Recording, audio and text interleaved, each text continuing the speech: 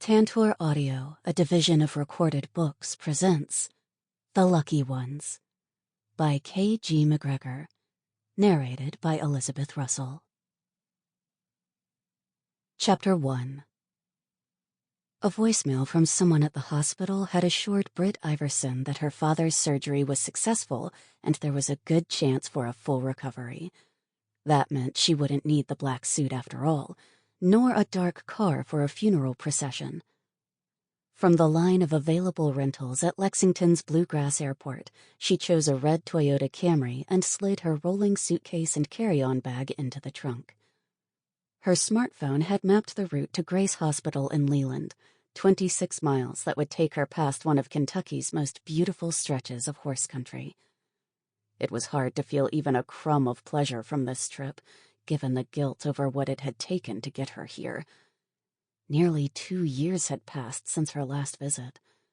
Her dad had called only a week ago with a fresh invitation, which she'd answered with her usual promise of soon. Exiting the highway onto 2-lane Pinkard Road, she allowed gentle traces of nostalgia to calm her anxiousness. Mile after mile of white rail fences lined rolling pastures, where the occasional cluster of sleek thoroughbreds frolicked in the morning mist.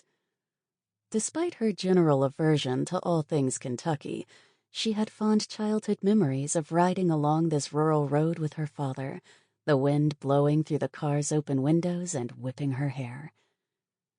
As she neared Leland, the roadside fence ended and a stone chimney rose above the charred remains of the old Iverson homestead, a rickety farmhouse brought down 2 summers ago by a lightning strike. 4 generations of her family had lived there, even as it gradually fell to ruin. It was a blessing in disguise, for her at least, since it had forced her dad into a modern home closer to town. Pinkard Road ended at Main Street, which she found quiet for a Monday morning.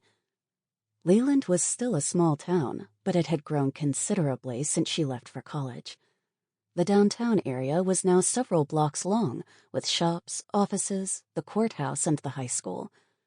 The sidewalk ended at Shady City Park, with its picnic pavilions, playgrounds, and a municipal pool.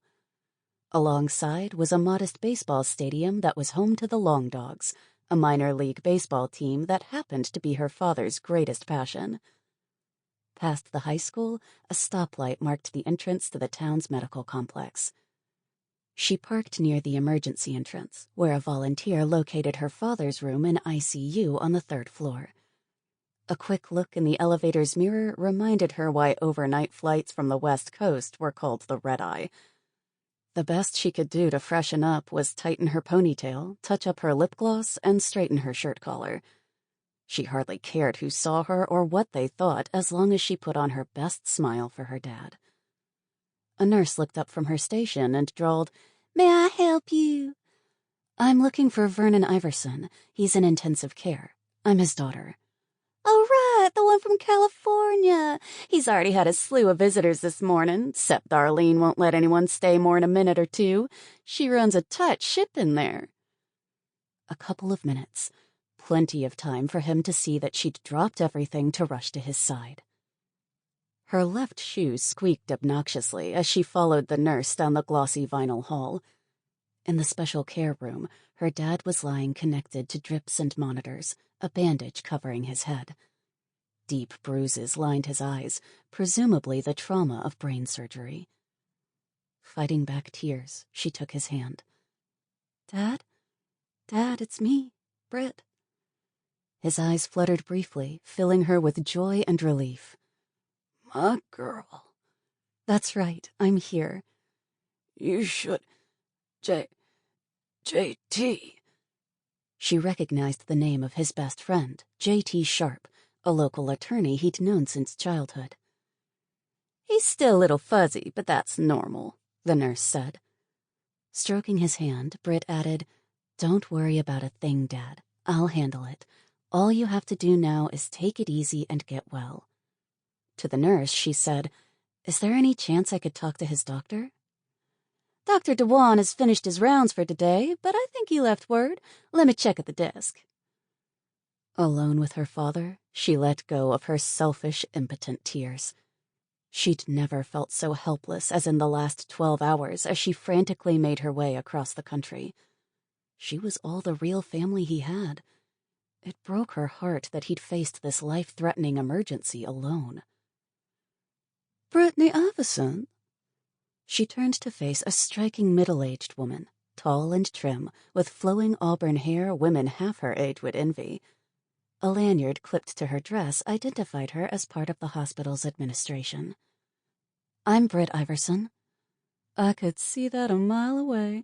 You look so much like your daddy. Beyond her father's lanky build and fair coloring, she wasn't aware of any other resemblance. That said, she embraced any and all features that distanced her from her mother. So pleased to finally meet you, Britt. I've known Vernon for ages, and he's told us all about you, bragging how he's going out to visit you in sunny California while we're back here shoveling snow. I'm Justine Hall, executive assistant to Dr. Henderson. He's our hospital administrator. I'm the one who left you that voicemail this morning. Oh, right. She instantly recognized the soft southern lilt. My goodness, you've flown all night to get here. San Diego, right? How about I buy you some breakfast in the cafeteria? She was deeply touched that someone so important would take time to give her such personal attention. Thanks, but I ate on the plane. Coffee, then. Let's go to my office, and I'll try to fill you in on where things stand. Britt kissed her father's forehead and whispered that she'd return. Then she fell into step with the long-legged Justine. It may not look like it, but your daddy is one lucky fellow. If he'd been by himself... Lordy, let's not even go there. He was at home with a whole house full of people there to kick off the baseball season. Starts this coming Friday. That bunch does it every year, a big party where they dream how this is going to be the year of the Longdogs. She punctuated the last bit with finger quotes and whirled to add, You know about the Longdogs, right? That's our minor league baseball team. Summertime in Leland, half the town revolves around the Longdogs. Right, Dad's always excited about it. So's my wife Carly. She and Ninah, that's our friend, Ninah Faust, they went in together on season tickets, and their seats are right next to Vernon's. JT's there, too. He's your daddy's best friend, you know. And my ex-husband, the old snake. They were all there at the party last night. Carly and I live on Sandstone, too. Third house on the right. But ours isn't on the lake like Vernon's. Britt barely processed the string of connections as she was stuck on the unexpected revelation that Justine Hall had a wife. She'd never have guessed it in a million years. That explained her father's insistence that Leland had a visible LGBT community. Their walk ended in a corner office in the admin wing with an impressive view of the courthouse dome. To one side was a sitting area right out of Southern living. Please have a seat. Justine steered her toward the floral sofa and offered a choice of flavored coffee pods. I don't usually get involved with patient care, seeing as how my job is administrative, but Carly and JT insisted I step in and help bring you up to speed. Just don't take my word on anything when it comes to medical questions. My BA in English Lit only gets us so far. As Justine prepared her coffee, Britt scanned a row of framed photos on the credenza, including a snapshot of Justine and another woman with short graying hair and a smile that warned not to take anything she said too seriously. Is that your wife? That's her, Carly Griffin. Officially, we both try to use Griffin Hall now that we're married. Now there's a story for you. Some other time, though. You want to hear about your daddy. She collected papers from her desk and perched a pair of designer reading glasses on her slender nose. I made some notes this morning when Dr. Dewan was here, so I'd remember what all he said. Vernon has what's called a brain aneurysm. They told you that, right? They mentioned it as a possibility, either that or a stroke. The first call had come shortly after 6 o'clock last evening, 9 p.m. in Kentucky. An aneurysm is when a weak spot in the wall of a blood vessel gives way and makes a bubble. They're extremely dangerous if they rupture, but this one didn't, thank the Lord.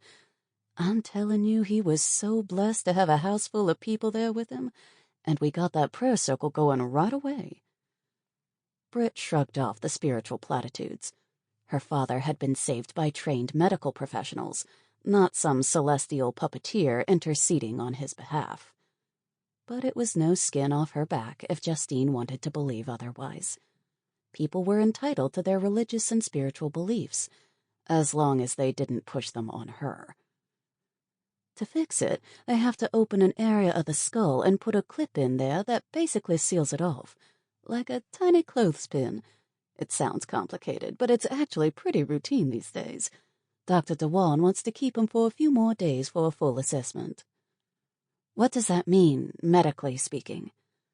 Again, you'll need to speak to the doctor for specifics, but the way he explained it to me was there might be some confusion at first, problems with his speech and motor skills, but that should all come back over time. We've got a residential rehab center, too, if he needs a little extra help. She joined Britt on the sofa. I can't really tell you much more than that.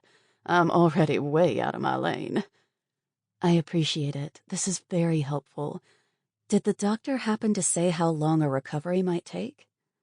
No, but poking around in somebody's brain is major surgery. In my experience, it takes most patients at least 6 to 8 weeks to get over that. Best case scenario is he could manage on his own in 2 to 4 weeks, as long as he's got somebody on call to drive him to his doctor's appointments and whatnot. Does that help? Yes, thank you. This couldn't have come at a worse time for Britt.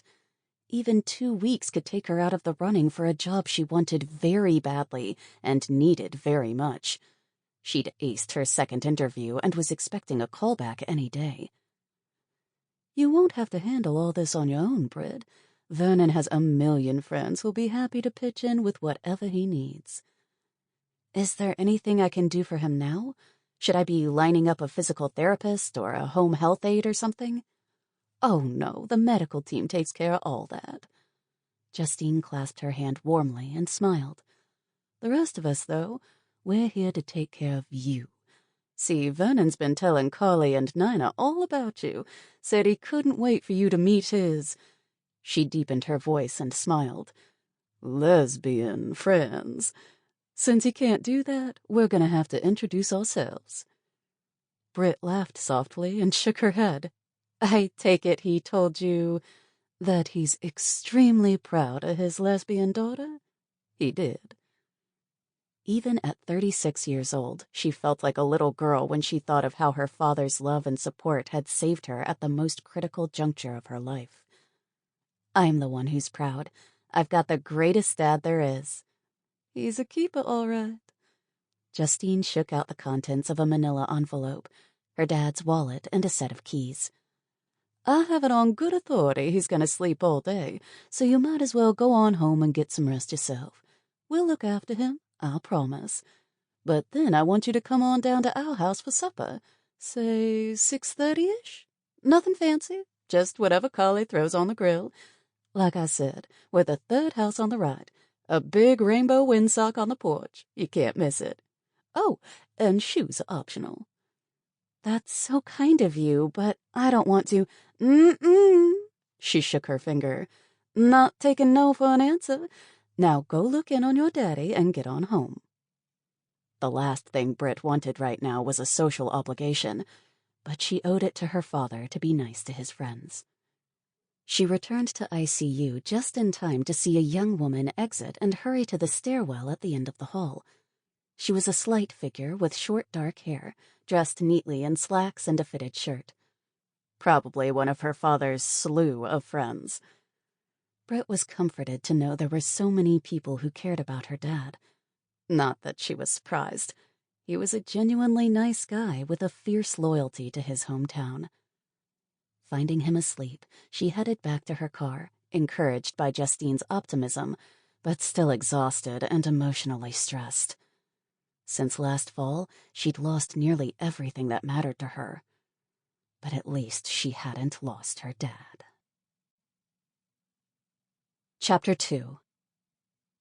8 teens constituted the entire membership of Leland High School's Gay-Straight Alliance. 3 girls, 3 boys, and 2 who considered themselves genderqueer. Ninah Faust had served as faculty sponsor since the club's inception.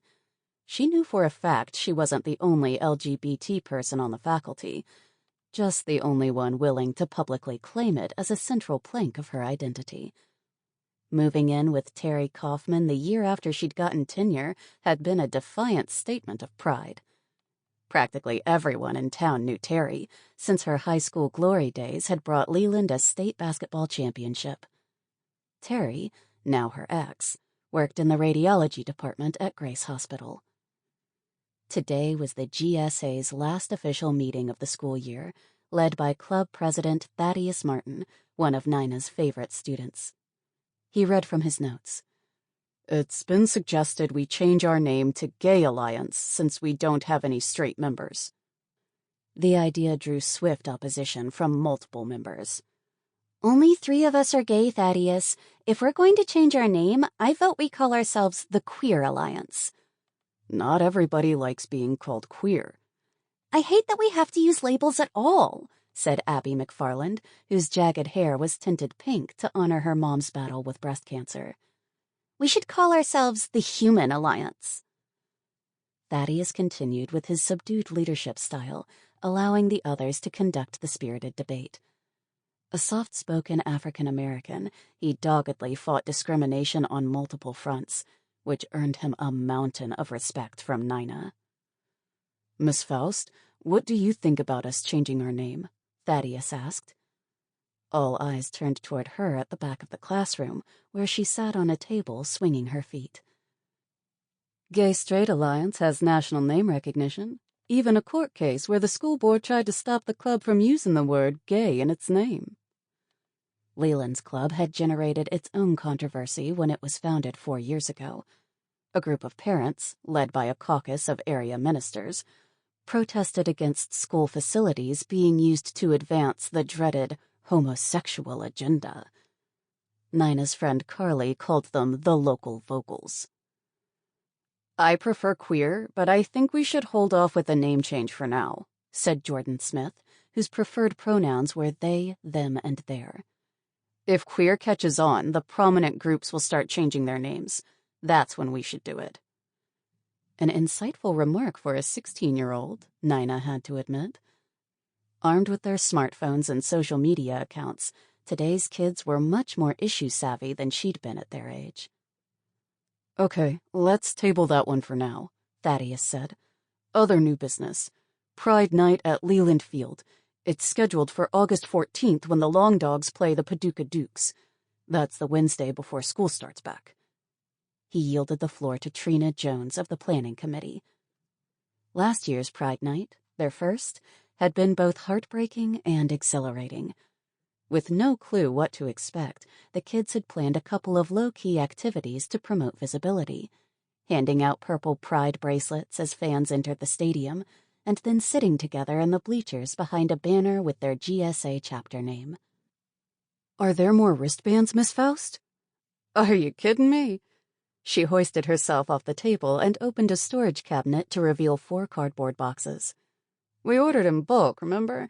We still have about 4,000 of these babies left." "We should hand them out again."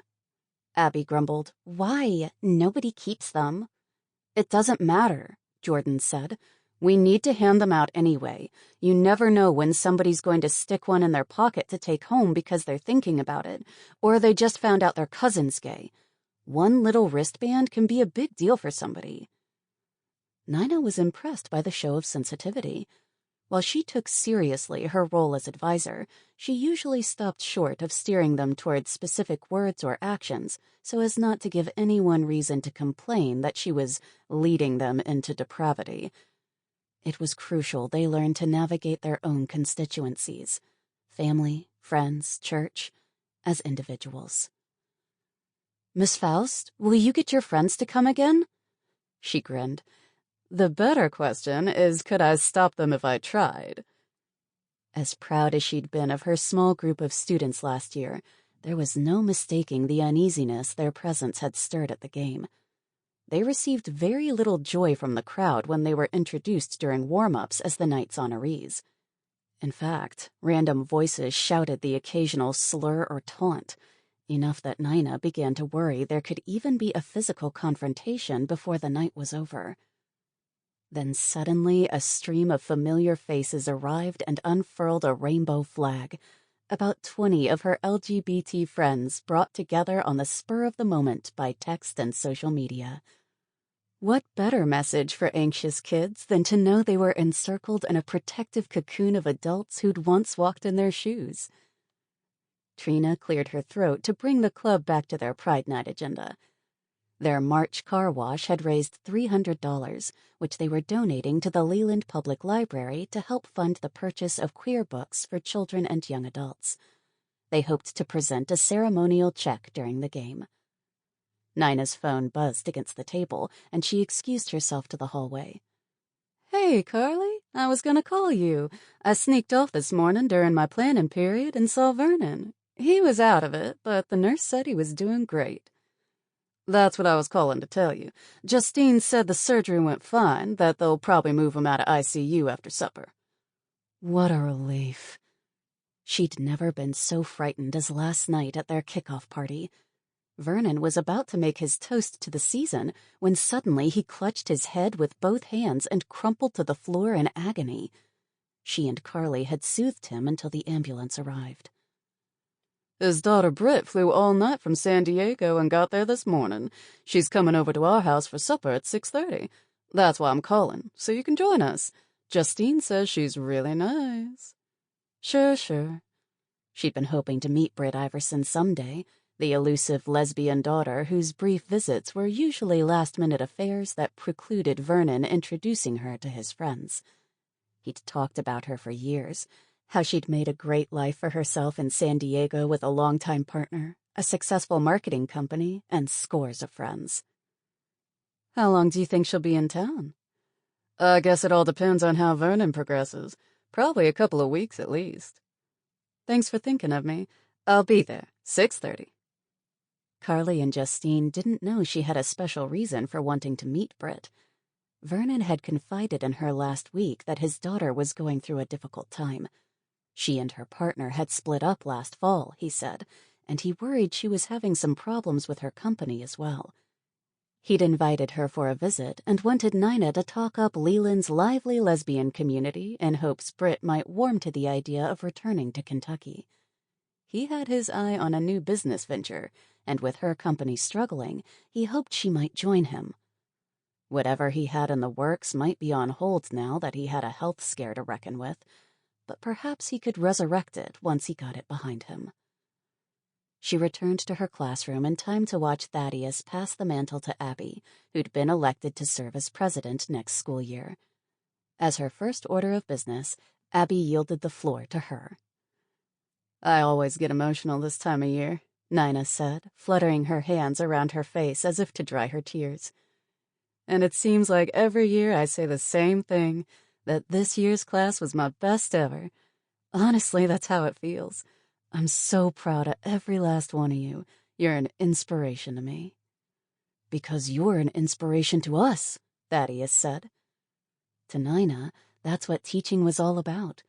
She reminded them to stay in touch through the summer on their Facebook group and to reach out if they needed someone to talk to. "That's the great thing about coming out. You're now part of this giant family we've made for ourselves. Trust me, there are millions of us, and we're always here for each other." After heartfelt hugs with each of them, she snagged Thaddeus to help carry a few boxes of books and supplies to her car. Summers gave her time to sift through what had worked in her classroom and what hadn't. In 11 short weeks, she'd hit the reset button and start over. "I hope Abby has as much fun leading the club as I did," Thaddeus said as he hoisted a crate into her Subaru hatchback. "There's a campus LGBT group at Berea, but Ike says I ought to stick to academics my freshman year. I think he's afraid I'll get distracted like he did. What do you think?" "I think he's looking after his little brother." Ike Martin had lasted only a year at Moorhead State before dropping out to focus on songwriting. His day job at the Bean Coffee House paid the bills while he toiled in pursuit of his big break. "Everyone's college experience is different. I don't think it's a bad idea to concentrate on your classes when you first get there, but I think you'll eventually find time for both." As he talked excitedly of his college plans, a dark gray Dodge slowed to a crawl past the high school parking lot, not 40 feet from where they stood. Ninah briefly got a look at the two men inside, who were staring them down. Both white, late teens or early 20s. They weren't at all shy about their politics, since the rear bumper was plastered with Trump stickers and Confederate flags, and a paper license plate that implied the vehicle was new, or at least new to Kentucky. Thaddeus noticed them too and watched through narrowed eyes. Ninah had little doubt about their intentions, probably triggered by seeing a white woman with a black youth. They meant to intimidate. While she wasn't particularly worried for her own safety, she couldn't afford to take chances where Thaddeus was concerned. "How about riding along to my house and giving me a hand to carry this stuff inside? I can run you home after that." "Sure, no problem." If Leland had a white supremacist community, it was operating under the radar. The only sign of the alt-right had been a modest rally last fall to protest the town council's decision to remove a Jefferson Davis plaque from the courthouse. According to the Gazette, most of the demonstrators were from out of state, recruited over social media. Locals had largely ignored them, thanks to street barriers erected by the Leland Police Department that sent traffic on a 2-block detour around downtown. So who were these guys? It was possible they'd come to Leland for work. The boot factory was taking on dozens of new hires after winning a U.S. Army contract. She'd rather think that than worry they were here to lay the groundwork for another alt-right rally, possibly larger and better organized. Leland was divided over lots of political and social issues, but there was broad consensus among locals that they didn't want trouble in town. Chapter 3. Britt liked many things about her father's contemporary new home, but what she appreciated most was having the whole basement to herself. There was a nice-sized bedroom, an adjoining bath, and a den that opened onto a private patio beneath the main floor deck. If she had to stay a while, it wasn't a bad place to be. Standing before the bathroom mirror, she piled her long, straight hair into a messy bun in the back and pinned it, taking care to leave a few loose strands for a casual look that was appropriate for a cookout. She had her father's Nordic features, blonde, blue-eyed, and a lean build that had suited the androgynous persona she'd adopted as a rebellious teen. After moving to San Diego for college, she'd fallen under the influence of hip, fashion-conscious friends who modeled a more feminine style that she'd gradually come to appreciate in herself. Rested from a 3-hour nap, she opted to walk the quarter-mile down the street to Justine's house. It was a lovely neighborhood of upscale family homes on wooded lots, with paved driveways that curved toward garden sheds and basketball goals. The early evening air teemed with the scent of a southern summer, freshly cut grass and barbecue grills. Her West Coast friends would get a kick out of hearing that her father's social circle included a middle-aged lesbian couple, but anyone who'd grown up in liberal California couldn't possibly appreciate the true significance of that. Britt thought it remarkable that a prominent professional woman like Justine was living openly in love with another woman in a place so steeped in patriarchy and religious dogma. Before she could ring the bell, she was met at the door by Carly, the woman from the photo in Justine's office. Barefoot, she wore baggy shorts and a brown polo shirt bearing the logo of a coffee shop called The Bean. "Britt Iverson, come on in. Justine told me you looked just like your father, minus the 5 o'clock shadow. She's out on the deck making sure our dinner doesn't turn into a charcoal briquette. You like barbecue chicken, right? I always put a little bourbon in the sauce. Feel free to kick off those shoes if you want." She started through the house before spinning abruptly. "Sorry, I should have introduced myself. I'm Carly, Justine's other half." "I recognized you from the picture in her office." Same impish grin, and with a buoyant personality to match. "Thanks for having me over." "Nothing we like better than a house full of friends." It was a lovely home, open and inviting. She followed Carly through a great room where summer ferns spilled from a stone hearth. French doors led to a wide deck overlooking multiple flower beds. Sample complete. Ready to continue?